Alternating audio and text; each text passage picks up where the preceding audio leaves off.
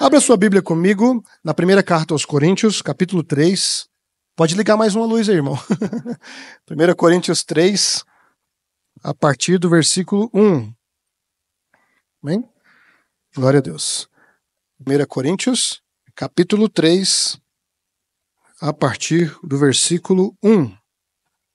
Hoje nós encerramos a série Ser Igreja, né? Serão 2 mensagens, né? Uma agora pela manhã e à noite, e a gente encerra aí essa série importante, como eu tenho dito, né? Que nós estamos revendo, né? Nós estamos estabelecendo, nós estamos revendo os fundamentos, aquilo que nós cremos sobre ser igreja. Então, essa é a 7ª mensagem. Se você não viu uma das outras 6, né, corre lá no YouTube, dá uma visitada, dá uma conferida, vai ser importante para o seu desenvolvimento como membro, né, da Igreja do Senhor Jesus, também aqui como membro da Assembleia de Deus do Dom Pedro II. Amém?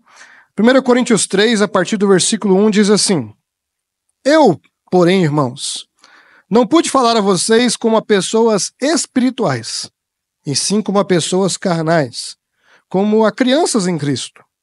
Eu lhes dei leite para beber, não pude alimentá-los com comida sólida, porque vocês ainda não podiam suportar.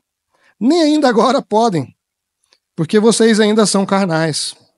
Porque se há ciúmes e brigas entre vocês, será que isso não mostra que são carnais e que andam segundo os padrões humanos? Quando alguém diz, eu sou de Paulo, e outro diz, eu sou de Apolo, não é evidente que vocês andam segundo padrões humanos? Quem é Apolo? E quem é Paulo? São servos por meio de que vocês creram. E isso conforme o Senhor concedeu a cada um. Eu plantei, Apolo regou, mas o crescimento veio de Deus.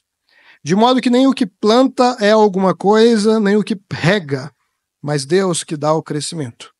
Ora, o que planta e o que rega são um, e cada um receberá a sua recompensa, de acordo com o seu próprio trabalho. Que nós somos cooperadores de Deus, e vocês são lavoura de Deus, e edifício de Deus. Amém? Se assente, mantenha a sua Bíblia aberta, a gente vai voltar no texto aí, né? Irmãos, nós, como eu disse, essa é a 7ª mensagem. Nós já falamos sobre alguns assuntos muito importantes aqui. Por exemplo, nós já falamos sobre membresia, nós já falamos sobre a nossa identidade, nós já falamos sobre a igreja ter que se envolver em ação social, nós já falamos sobre formas de governo da igreja, nós falamos sobre disciplina eclesiástica, nós falamos sobre a mensagem mais importante. E nessa manhã não será diferente. Deus tem algo importante para tratar conosco, né? Sobre discipulado. Talvez o assunto que os irmãos mais me escutaram falar aqui nos últimos anos foi discipulado, né? E esse ano também o tema do projeto de vida foi crescimento. Então a gente também falou sobre crescimento. Acabou o projeto de vida, tivemos mais algumas mensagens nessa perspectiva, né? Mas hoje eu vou reforçar algumas coisas que certamente vocês já ouviram. Mas eu quero falar de discipulado na perspectiva de crescimento. E quando eu falo crescimento, eu estou falando tanto de crescimento numérico, quanto também o crescimento em maturidade. Por quê? Porque Deus quer que a gente cresça nas 2 dimensões. Deus quer que a gente cresça em número, amém? É para isso que a gente evangeliza, né? E Deus quer que a gente cresça também em maturidade. Deus quer que a gente não seja criança. Deus quer que a gente amadureça. Amém? E pensando nessa perspectiva, existem algumas igrejas que elas são centradas em multiplicação. O negócio é o seguinte, a gente quer conquistar o mundo. É quase o Pink e o cérebro, sabe? O que nós vamos fazer hoje? Nós vamos dominar o mundo, né? Então eles querem colocar a gente na igreja a todo custo. E aí eles fazem programações, eles têm uma agenda, eles têm os eventos, eles têm a dinâmica deles é encher a igreja. Só que, como eu disse, nem sempre usando princípios bíblicos, nem sempre seguindo aquilo que a Bíblia nos orienta. E aí talvez quando alguém viu, 2025, o ano do ID, né? A gente poderia muito bem ter colocado o ano da multiplicação, mas a gente falou, multiplicação não vai ser bem entendido. O que seria o ano do ID? Então é o ano da gente colocar a gente na igreja a qualquer custo? Não. A ideia não é essa. Nós entendemos que existem princípios, valores bíblicos que nós precisamos nos submeter a eles. Amém? Só que também acontece de algumas igrejas que eles não estão preocupados com quem está lá fora, não. O negócio é o seguinte, vamos fechar a casinha, você já entrou, então você que está aqui dentro, nós vamos te ajudar a crescer, nós vamos te ajudar a amadurecer. Só que a igreja que não tem uma preocupação com fora das quatro paredes, ela está sendo negligente quando a Bíblia fala de pregar o evangelho a toda criatura. Quando a Bíblia fala sobre ir por todo mundo. Então, nós precisamos ser equilibrados. Nós precisamos pensar, assim, em crescer, em amadurecer os que estão dentro, mas nós também precisamos preocupar com aqueles que estão lá fora, que primeiro precisam ser ganhos, primeiro precisam ser salvos, e, consequentemente, amadurecer. Amém? Amém, irmão? Todo mundo entendendo? Amém. Então, nessa oportunidade, eu queria que você pensasse com essas duas frentes. Precisamos crescer em número e precisamos crescer em maturidade. Certo? Então, vamos começar falando das crianças na igreja. Vamos lá, versículo 1, 2, 3 e 4. 1 Coríntios 3, né? Eu, porém, irmãos, não pude falar a vocês como a pessoas espirituais, e sim como a pessoas carnais, como crianças em Cristo. Eu os dei leite para beber, não pude alimentá-los com comida sólida, porque vocês ainda não podiam suportar. Nem ainda agora podem, porque vocês ainda são carnais. Porque se há ciúmes e brigas entre vocês, será que isso não mostra que vocês são carnais e andam segundo os padrões humanos? Quando alguém diz, eu sou de Paulo, e outro diz, eu sou de Apolo, não é evidente que andam segundo os padrões humanos? Irmão, quando a gente fala de criança na igreja, talvez alguém vai pensar, vai imaginar os meninos correndo aqui, né? Olha lá os meninos correndo. Ou talvez alguém vai imaginar um bebê chorando, né? E isso também é lembrar de criança na igreja. Mas não é nessa perspectiva aqui que Paulo está falando. Mas aproveitando a deixa, já que a gente está tocando no assunto. Se a gente lembrasse que um dia a gente já foi a criança que corria, ou o bebê que chorava, ou que a gente um dia ou teve, ou vai ter, esse menino que corre ou esse que chora, a gente seria mais piedoso. A gente seria mais compassivo. A gente teria um pouquinho mais de empatia com aqueles irmãos que passam por essa estação. Percebe? Né? Então, fecha parênteses, vamos voltar para o texto. Né? Quando Paulo fala de crianças na igreja, ele lembra de adultos. Mas ele não está falando de quaisquer adultos aqui. O apóstolo Paulo está dizendo o seguinte, ele fala o seguinte, olha só, vocês já tinham que ser maduros. Vocês não tinham que dar trabalho para isso, não. Porque criança que fica assim, não, eu sou Homem-Aranha, não, eu que sou. Então eu sou Homem de Ferro. Não, Homem de Ferro é ele ali. É criança que fica tomando partido. Adulto não fica com isso, não. Então o Paulo está dizendo o seguinte, olha só, eu não estou falando com uma pessoa que chegou agora, não.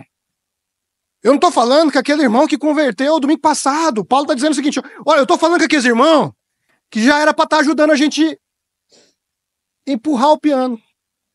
Não é aqueles que ficam subindo em cima ou ficando puxando na direção contrária. Era aqueles que era para estar dividindo a carga, mas infelizmente não vai dar para como falar com esse pessoal. Por quê? Porque vocês são carnais. Se você quiser ofender um crente, você chama ele de carnal, né? Rapaz, tá na carne, hein? Rapaz, seu carnal. E foi Paulo que fez isso com a gente, né? Mas é como se Paulo realmente dissesse o seguinte, você já passou dessa fase. Você não tinha que estar agindo dessa maneira mais não.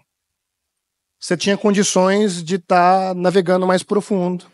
Você tinha condições de estar desenvolvendo melhor. Mas já que vocês não estão, eu vou ter que falar com vocês em outra perspectiva. Infelizmente, irmãos, há nas igrejas, eu quero falar no plural aqui, muitas pessoas que estão na igreja há décadas, mas ainda são infantis. Infelizmente, ainda hoje há obreiros carnais, há pastores carnais, pastores infantis. É quase um crime. Você fala, pastor infantil parece que não combina. Mas infelizmente nós temos vivido tempos onde falta maturidade a alguns líderes, a algumas pessoas, a alguns obreiros, a algumas pessoas que deveriam estar numa outra estação.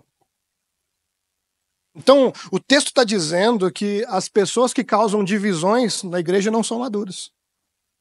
Sabe? O texto está dizendo aqui que as pessoas ciumentas, que gostam de brigar, elas são carnais. Sabe aquele irmão, filho, chamou fulano, mas não me chamou. Então não vou. Aí, carnalidade, irmão. Esse cresce. É isso que Paulo está dizendo. Sabe, aquelas pessoas que são partidárias, que escolhem quem vão ouvir pelos motivos fúteis. Deixa eu te falar, se você soubesse que era outra pessoa que ia pregar no meu lugar e você deixasse de vir, você está sendo infantil.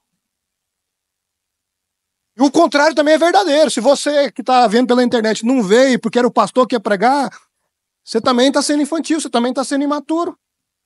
É isso que o texto está dizendo aqui.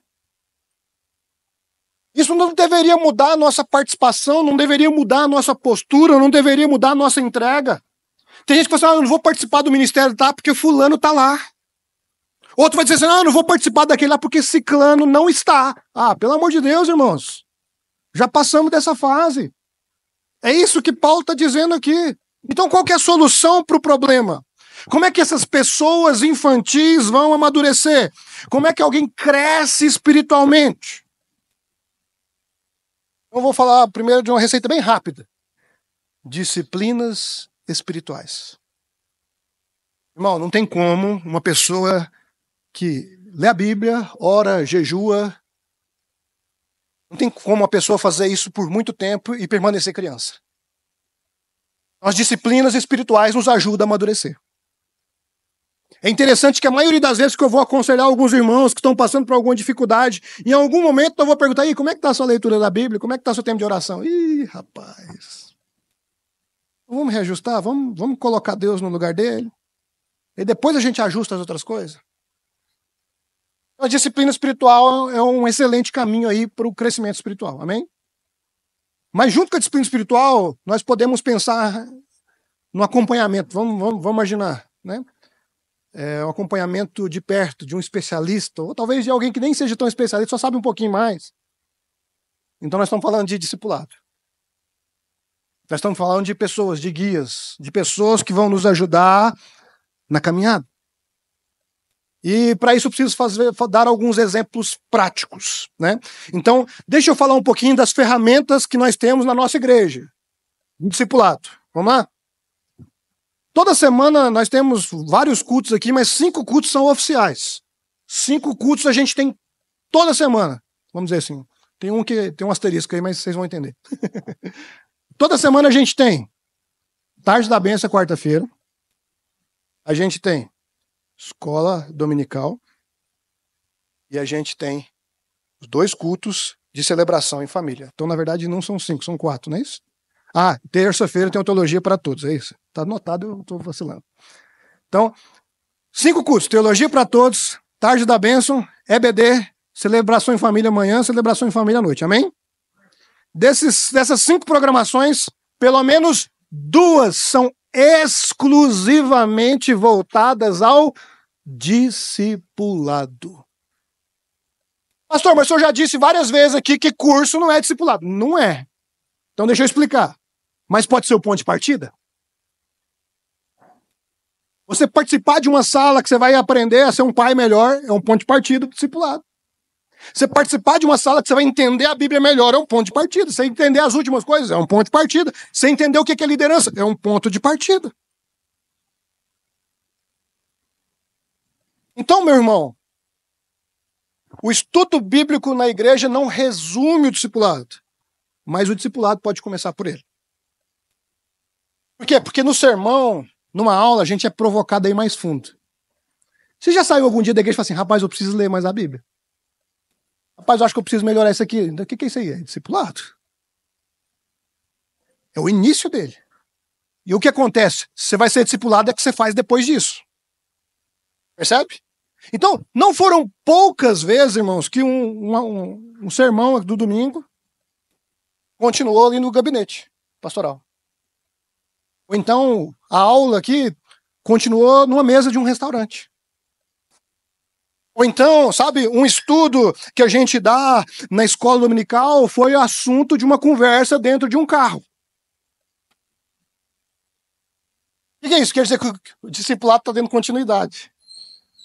Percebe? Então, uma das coisas que o pregador, que o professor mais gosta, irmão, é de continuar a aula.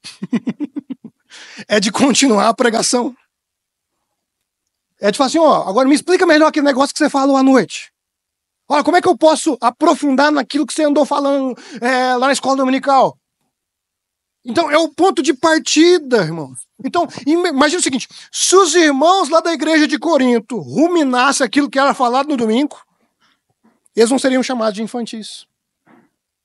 E, rapaz, Paulo falou um negócio esquisito lá, um negócio de teologia da libertação, um negócio de graça. Vamos reunir terça-feira para nós entender isso aí melhor? O que é isso aí? Discipulado. Busca pela profundidade. Né? Então, a ideia dos nossos grupos familiares, eu vou falar de grupo familiar de novo. A ideia dos grupos familiares é justamente continuar a mensagem que é pregada no púlpito. Continuar o assunto que é abordado na escola dominical. Ou seja, a ideia do grupo familiar é produzir profundidade. Mas quando eu falo profundidade, eu não estou falando que você vai reunir, abrir lá o grego, o hebraico. Não, é porque é aplicação prática. Como é que eu ouvi isso aqui, como é que eu vou colocar isso aqui na minha vida? Como é que eu vou colocar isso para rodar? Como é que isso aqui vai acontecer? Então, meu irmão, minha irmã, de uma forma prática, de uma forma pessoal. Então, o discipulado é o meio pelo qual o Senhor nos dá companhia na caminhada. Percebe isso? É tão bom ter companhia na caminhada, né? É tão bom poder olhar para o lado e ter alguém para nos ajudar. É tão bom se a gente dar uma escorregadinha ter alguém para levantar a gente. Tem para levantar, porque para pisar vai ter muito. Tá? Então procura os que vai te levantar. É tão bom ter pessoa para ensinar, mas é bom também ter pessoas que a gente possa ensinar. É tão bom poder compartilhar, dividir os nossos fardos. É bom a gente falar, eu estou passando por dificuldade, vamos orar comigo aqui. É bom isso, irmãos. Então o que Paulo está dizendo aos irmãos de Corinto é que eles estavam ouvindo a palavra sem se aprofundar nela. E por isso eles estavam só no leitinho. Por isso eles estavam na superficialidade. Então esse aprofundamento requer busca. E na maioria das vezes envolvendo mentores, discipuladores, mestres, o nome que você quiser dar, tá bom? Professor, o que você acha que quiser. Deus usa essas pessoas para nos ajudar, amém? Glória a Deus. Você já orou por essas pessoas que têm te ajudado?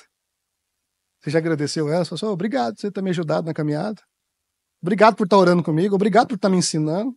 Você já deu um abraço assim, foi tão bom ver Deus te usando hoje. Essas pessoas estão aí para nos ajudar. Mas é o próprio Deus que dá o crescimento. Olha lá, versículos 5 e 6. Quem é Apolo? Quem é Paulo? São servos por meio de quem vocês creram. E isto, conforme o Senhor concedeu a cada um. Eu plantei, Apolo regou, mas o crescimento veio de Deus. Então, a ideia do discipulado, irmão, não é centrada no discípulo, tá bom? Discípulo não é o centro do coração de Deus aqui. Mas o discipulador também não é não. A ideia do discipulado é que o discipulador ajude o discípulo a ser mais parecido com Jesus. Então, o centro do discipulado é Jesus. Então, se o discipulado não estiver apontando para Jesus, está errado. A ideia é que a gente seja mais parecido com Jesus. Só que às vezes, para ser mais parecido com Jesus, eu vou ter o meu discipulador como inspiração. Certo? Mas no frigir dos ovos, tanto faz se você é discipulado pelo irmão fulano de tal, ou se você é discipulado pelo apóstolo Beltrano. Tanto faz. As questões mais importantes são o objetivo central e sobre quem você é discípulo. O objetivo central, ser mais parecido com Jesus. E de quem que você é discípulo? De Jesus. Amém? Amém.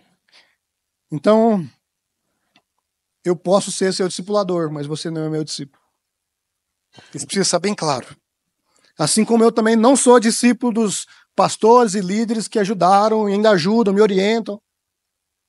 Foram instrumentos na minha formação. Nós todos somos discípulos de Jesus. Isso precisa ser enfatizado, irmão, porque tem gente que acha que é dono do fulano. Ah, não, se eu não for lá, o fulano não vem para a igreja. Ah, mas ele só me escuta a mim. Cuidado com isso aí. Cuidado. O dono dele é Jesus. Ele é discípulo de Jesus. Amém? Voltemos ao texto bíblico. Paulo está dizendo que tanto ele quanto Apolo são o quê? Servos. Imagina, Paulo poderia me dizer, ó, eu e Apolo, a gente manda em vocês. Não, mas não quis dizer isso não. Eu e Apolo foi quem ensinou alguma coisa que vocês sabem, foi nós que ensinou.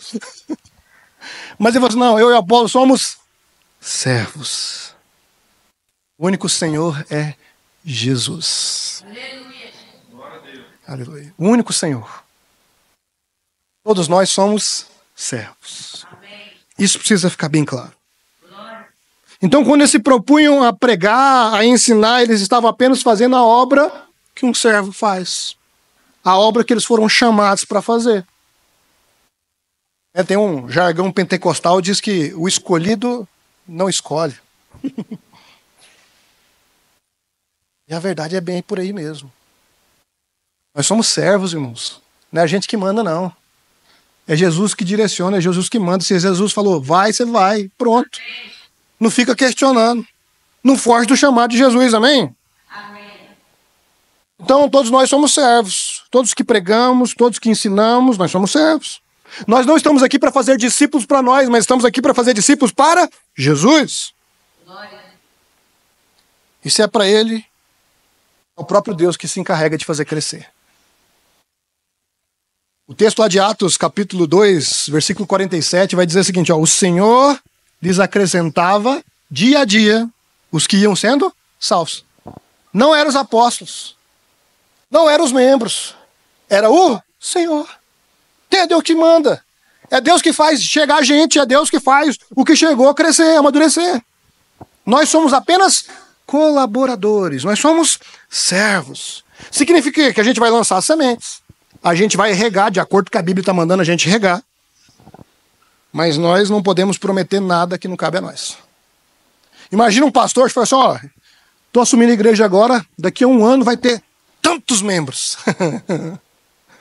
Ou então o pregador fala assim, ó, hoje Deus vai salvar 50 aqui. Ixi, coloca a barba de molho, irmão. Não é assim que funciona. Se Deus falou é outra coisa. Mas o homem não pode prometer essas coisas. Por quê? Porque não é ele que faz crescer. Não é ele que agrega pessoas. Ah, pastor, mas depois que o fulano de tal chegou na igreja tal, a igreja tal está cheia de gente. Graça de Deus. Ele é só o colaborador. Amém. Ah, que depois que fulano começou a ser acompanhado por ciclano, ele amadureceu. Graça de Deus. Glórias a Deus. Ele é só um colaborador, ele é só um servo. E nós precisamos entender isso. Nós líderes, nós podemos, eu diria até nós devemos sonhar com crescimento. É bom, né? Nossa, imagina quando tiver assim, quando os irmãos estiverem fazendo isso. Mas nós temos que entender que o plantar e regar aqui é o que cabe a nós. O plantar e o regar aqui são fazer a obra de Deus. Então, quando nós pregamos e quando nós ensinamos, nós estamos plantando e regando. Quando nós oramos por alguém, você está plantando e regando, amém? Quando você se dispõe a ouvir a dor do seu irmão, a abraçar ele, a chorar com ele, você está plantando e regando. Quando você está trabalhando para que de alguma forma a mensagem seja pregada, sabe? Porque às vezes tem algumas pessoas que trabalham sem assistir o culto para que outros assistam o culto. Então, está plantando e regando. Glória a Deus por sua vida. Tudo isso é plantar e regar. E enquanto as sementes são lançadas, como é que eu sei qual delas que vai frutificar? Mateus 13 dá uma ajuda. Mateus 13 vai dizer que a semente que vai dar fruto é aquela que cai na terra boa, na terra fértil. E lá nós temos alguns outros exemplos de que não vai dar fruto. Em Mateus 13, Jesus vai falar pra gente, ó, tem uma semente que cai no meio do caminho. E aí vem o inimigo e leva. Ela nem chega a entrar na terra. Sabe o que é essa semente no meio do caminho? Sabe aquele dia? Você foi assistir uma mensagem pela metade, você assistiu uma pregação pela metade, e você acabou não entendendo nada. Você é a semente que ficou no meio do caminho. É aquele vídeo de 1 minuto que você vê no Instagram e fala assim, nossa, que legal, mas você não viu o contexto todo. A semente ficou no meio do caminho. E não tem como dar fruto, irmão.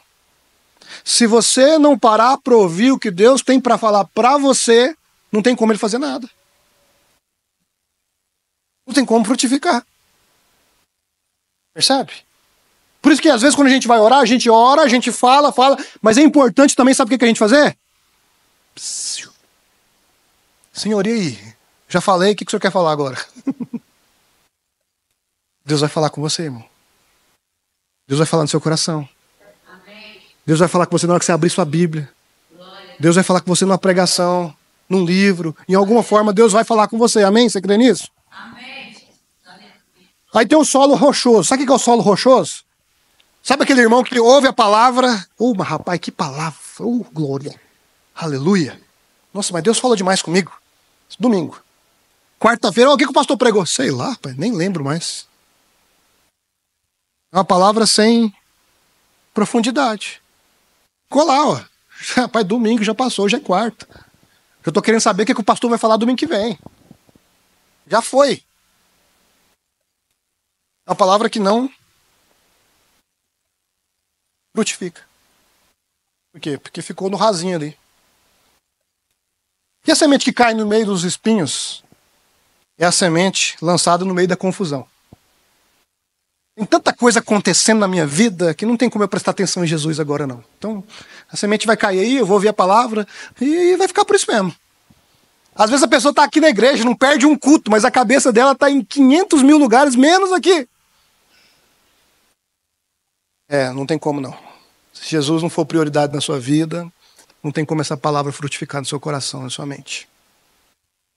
Mas tem aquela semente que cai no terreno fértil. O que é o terreno fértil aqui, irmãos? Aquela que cai na terra boa. É aquela que você escuta, guarda, anota, compartilha, vê de novo, fica remoendo durante a semana, vê onde eu preciso melhorar, discute com o irmão que você ouviu. Sabe aquilo que vai causar um alvoroço na sua vida? Isso aí é a palavra que cai na terra boa. Sabe, eu não sei você, mas tem algumas mensagens que eu preciso ver de vez em quando, sabe? Rapaz, faz tempo que eu não escuto aquela mensagem que falou comigo, vou ouvir de novo. Tem uns livros que a gente precisa ler de novo, irmão. Sabe? A Bíblia, a gente termina a leitura e começa de novo, é assim que funciona. Então, sabe aquela pregação que você gostou, que Deus falou forte com você? Então, hoje em dia tem internet. Vê ela de novo, irmão. Aprofunda no assunto. Sabe aquele livro que você gostou? Vê de novo. Sabe aquela anotação, daquela aula maravilhosa? Olha lá, revisita as anotações. Mais do que isso, compartilhe aquilo que tem te abençoado. Geralmente eu sou assim, irmãos, eu estou ouvindo a pregação, aí durante a pregação eu começo a lembrar de algumas pessoas. Rapaz, fulano podia ouvir isso aqui, viu? Rapaz, eu acho que ciclano tinha que ouvir isso aqui. Aí na hora que acaba a pregação, eu não mando antes de acabar, porque depois vai que complica durante, né? Então, na hora que acaba a pregação é boa mesmo, eu falo assim, eu começo a mandar para os amigos, depois escuta aí, cara, acho que vai te abençoar. Assiste aí, eu acho que vai te fazer bem. E aí eu começo a mandar, sabe? Da mesma forma um livro. Esse dia eu estava lendo um livro lá que eu falei assim, não, vou ter que terminar o livro para ver se eu posso indicar. Aí na hora que eu terminei o livro, eu li ele no computador, trabalhoso. Na hora que eu terminei o livro, eu fui comprei um e dei ele para a Sara ler. Por quê? Porque o que é bom a gente tem que compartilhar. O que tem que nos abençoar pode abençoar outras pessoas. Amém, irmãos? Amém. Então o discipulado é uma ferramenta em que a gente aproveita a terra boa para plantar o máximo de semente possível, né? Opa, aqui está frutificando, vamos plantar mais. E as pessoas que escutam você são a terra boa que Deus colocou ao seu redor. As pessoas do seu grupo familiar, as pessoas do seu ministério, as pessoas da sua família, são a terra boa que Deus colocou lá ao seu redor. Porque talvez uma pessoa que eu nunca vi na vida, se eu mandar uma pregação para ele, Tá doido? Nem te conheço, cara. Mas aquela pessoa que anda comigo, se eu mandar, fala assim, pai, se o pastor me mandou, é porque ele quer que eu veja mesmo, né? É porque provavelmente ele achou que isso vai me fazer bem, então acho que eu vou ver. Da mesma forma, tem muita gente que me manda link, gente.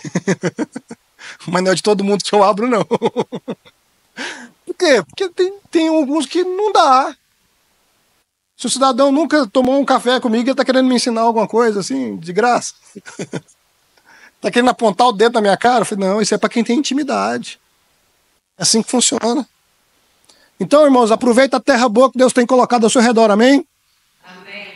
Agora a terra ruim, a gente vai trabalhar ela, né? Você joga um pouquinho de adubo, você ora, Deus, faz um milagre nessa terra aqui. Nós estamos jogando semente, não está adiantando nada. E Deus vai fazer a obra, e essa terra vai frutificar também, em nome de Jesus, amém? Glória a Deus. Glória. O importante é você lembrar que é Deus que dá o crescimento. Amém. Não é o pastor. Não é o pregador. Não é o papai nem a mamãe. Não é o líder. É Deus que dá o crescimento. Aleluia. Mas isso não significa que quem planta e que rega não está recompensado. Quer ver? Senão, vejamos. Versículo 7.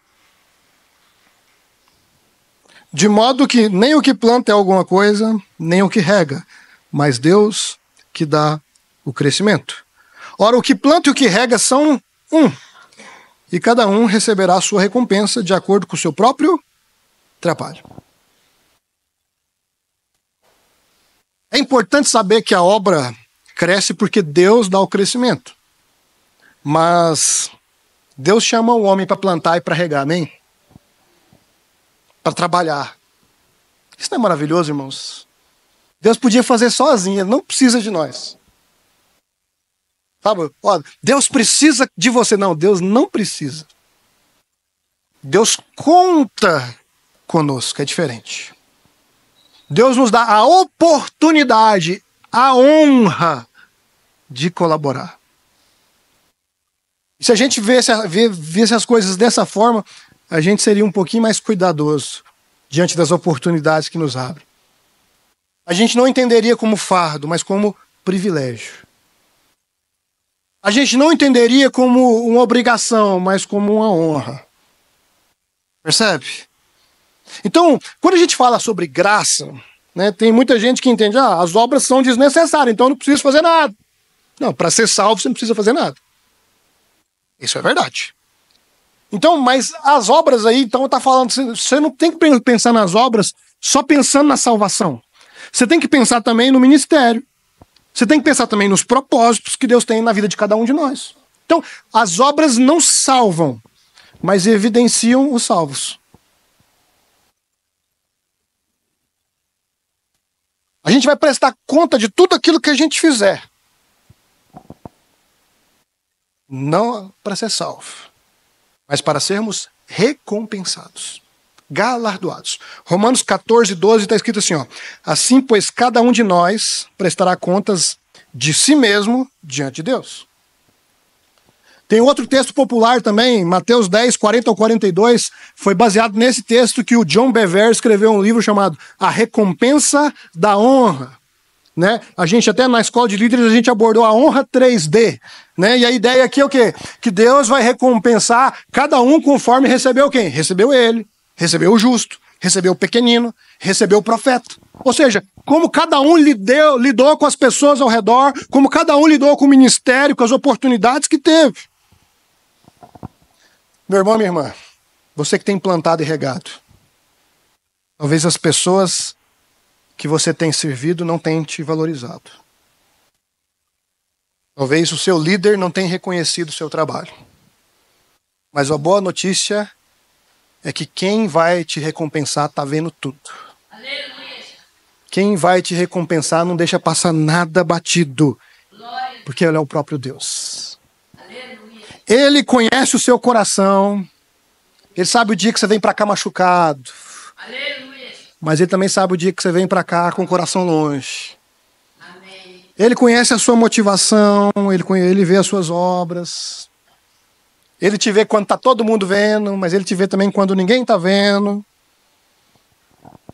Ele sabe quando você dá menos do que você pode, mas ele sabe também quando você dá mais do que você pode, quando você se dá por inteiro. Então, meu irmão, você que está plantando e regando, não para não. Persevere. Amém. Continue. Glória. Seja firme, constante, sempre abundantes na obra do Senhor, sabendo que o vosso trabalho não é vão no Senhor. Amém. Não está escrito que não é vão na igreja, não está escrito que não é vão em casa. Não é vão no Senhor. É isso que importa. Glória. Essa é a parte mais importante. Então, continua plantando, continua regando, sabendo que cada um receberá a sua recompensa conforme o seu trabalho. Aleluia. Amém? Amém. E quando a igreja compreende essa verdade, e cada membro se compromete a fazer a sua parte, o crescimento é consequência. Veja bem, eu não estou dizendo que Deus é obrigado a fazer crescer quando a gente anda na linha. Eu vou dizer que Deus tem prazer em fazer isso. Ele se alegra. Falou, rapaz, esse pessoal está trabalhando direitinho. Eu vou mandar mais um pessoal para ajudar eles lá. Glória. Rapaz, esse pessoal aqui está amadurecendo bem. Eu vou honrar ele aqui. Sabe? Deus se alegra. Então, versículo 9. Porque nós somos cooperadores de Deus e vocês são lavoura de Deus e edifício de Deus. O versículo 9 coloca todos os crentes como cooperadores, mas os crentes maduros. Por quê, irmão? Porque um imaturo não tem como colaborar. Uma criança não sabe plantar. Talvez na hora de regar ela vai passar do ponto, vai regar demais. Ou vai regar de menos. Então, quando eu falo isso, eu estou falando tanto de criança em idade como de criança na fé. Não faz sentido a gente chegar alguém que acabou de chegar, que está sendo discipulado, fala, cuida desse aqui para mim. É uma criança cuidando de outra. Mas também não faz sentido que o maduro fique de braço cruzado enquanto tem criança precisando de ajuda. Percebe? Amém. Então, os crentes maduros são cooperadores. Isso é natural. Então, o crente maduro tem que ajudar o que é imaturo. O crente maduro tem que ajudar a criança a amadurecer. O crente maduro é que vai ensinar o imaturo a plantar e regar. O crente maduro é que vai ensinar o outro a caminhar em santidade. O crente maduro é que vai auxiliar o crescimento do outro. Que Deus vai dar, mas ele é um colaborador. Então, aí alguém vai dizer assim, mas eu nunca fui discipulado. Irmãos, o ser discipulado depende muito mais do discípulo do que do discipulador. Porque para o bom discípulo não vai faltar discipulador. Para o bom discípulo não vai faltar quem quer andar com ele. Quem quer ajudar ele a crescer. Quem quer servir junto com ele. Então a pergunta que a gente precisa fazer é, será que eu sou um bom discípulo? Se eu for um bom discípulo, eu também vou querer ser um bom discipulador. Eu vou querer ajudar aquele outro. Falou, rapaz, quando eu estava nessa fase aqui, eu precisava de alguém que me ajudasse assim, então eu vou ajudar ele, isso. Rapaz, quando eu tinha a idade dele, o que eu mais queria é que eu chegasse um irmão mais velho e falasse, deixa eu te ajudar com isso aqui. Esse dia um adolescente me procurou, pastor, eu preciso falar com o senhor. Eu falei, ih, rapaz, adolescente, lá vem problema. Sabe o que é? É que eu fui convidado para pregar, o senhor me ajuda? Eu falei, rapaz, eu vou te ajudar feliz. E aí, o que eu faço, pastor? Eu falei, então, vamos lá. Aí a gente começou a conversar. Sabe por quê? E você não sabe tanto que eu fiquei feliz. Por quê? Porque quando eu era um adolescente, um dia um irmão chegou e falou assim, fiquei sabendo que você vai pregar, você quer ajuda? Eu falei, claro que eu quero. Então eu tive quem me ajudou. Como é bom poder retribuir para outro. Por outro lado, algumas crises na liderança, o que eu mais fazia, Senhor, coloca alguém para me ajudar nisso aqui. E hoje, quando eu vejo pessoas passando pelas mesmas crises, falo assim, aí Deus fala, e aí, lembra daquela oração sua lá atrás? Bom, chegou a hora de você fazer o que você queria que tivessem feito com você lá atrás. Isso é discipulado. Isso é maturidade. E veja a conclusão de Paulo. Vocês são lavoura de Deus e edifício de Deus. O ponto mais importante aqui é que todo mundo é de Deus. A lavoura é de Deus, o edifício é de Deus. Dito óbvio, vamos pensar aqui em lavoura e edifício. Alguém aqui já foi numa lavoura que tinha uma árvore só? Não? E um prédio de um tijolo só, vocês já viram? Não tem como. Não tem como ser lavoura sozinho e não tem como ser edifício sozinho. É por isso que há muitos anos a gente canta, né? Eu preciso de você, você precisa de mim.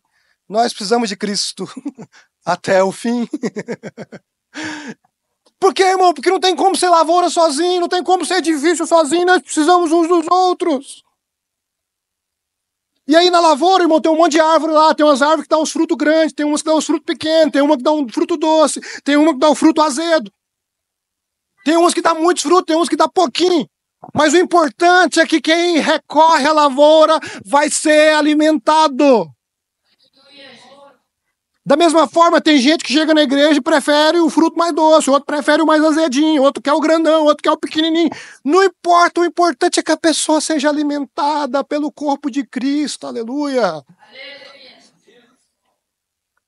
Da mesma forma, o que a gente procura no edifício? A gente procura conforto. A gente procura se esconder do sol. A gente procura, às vezes, se esquentar do frio. A gente quer segurança. A gente quer ficar bem. Da mesma forma, algumas pessoas vêm para a igreja porque elas estão querendo se proteger. Elas estão querendo ser cuidadas. Elas estão querendo ser assistidas. É o edifício que vai cuidar dessas pessoas. É o edifício que vai abrigar essas pessoas. É o edifício que vai trazer segurança a essas pessoas, percebe? Então acho que você já entendeu onde a gente quer chegar, né? O discipulado é uma oportunidade de vivermos em comunhão, de compartilhar a vida uns com os outros e que vai produzir belíssimos frutos. Então, se você quer crescer como igreja, se você quer ver a sua igreja crescer, você precisa ser um colaborador. Você precisa ser uma árvore que dá fruto. Você precisa ser um tijolo que faz parte do edifício. Percebe? Amém. E a gente vai fazer isso por meio do discipulado. Glória a Deus. A gente não pode ser negligente com o cuidado com os discípulos que Jesus tem colocado no nosso caminho.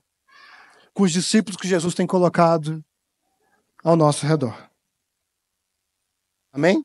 Amém. Então estejamos engajados na obra dele, para que a gente possa crescer juntos, Aleluia.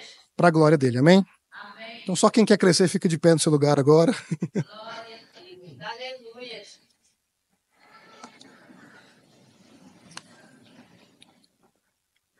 E a ideia aqui é crescer junto, né? Então eu queria que você se juntasse a alguém agora. Você que está sozinho, vai atrás de alguém aí, ora com alguém nessa manhã, nessa noite, nessa manhã. Vamos profetizar crescimento. Vamos nos unir em oração. Vamos pedir ao Senhor que nos ajude a crescer, nos ajude a dar frutos, nos ajude a fazer parte da lavoura, do edifício. Em nome de Jesus, amém? Amém. Senhor, obrigado. Obrigado pela tua palavra. Obrigado por nos lembrar nessa manhã que o Senhor nos chamou para amadurecer, que o Senhor nos chamou para a maturidade, que o Senhor nos chamou para o discipulado, e nós queremos sim crescer juntos, Senhor. Então, nesse momento, eu apresento os teus filhos diante de ti e te peço, Senhor, que o Senhor ajude a cada um, a cada uma, que nós possamos ser instrumentos do Senhor onde nós estivermos, que nós possamos, sim, fazer parte da lavoura, do edifício do Senhor, que nós possamos, sim, frutificar para a glória do Senhor. Então, Senhor, não permita que sejamos negligentes, não permita que sejamos, Senhor, avessos àquilo que o Senhor tem para fazer, não deixe que a gente atrapalhe aquilo que o Senhor quer fazer em nós como igreja, na sua casa, Senhor.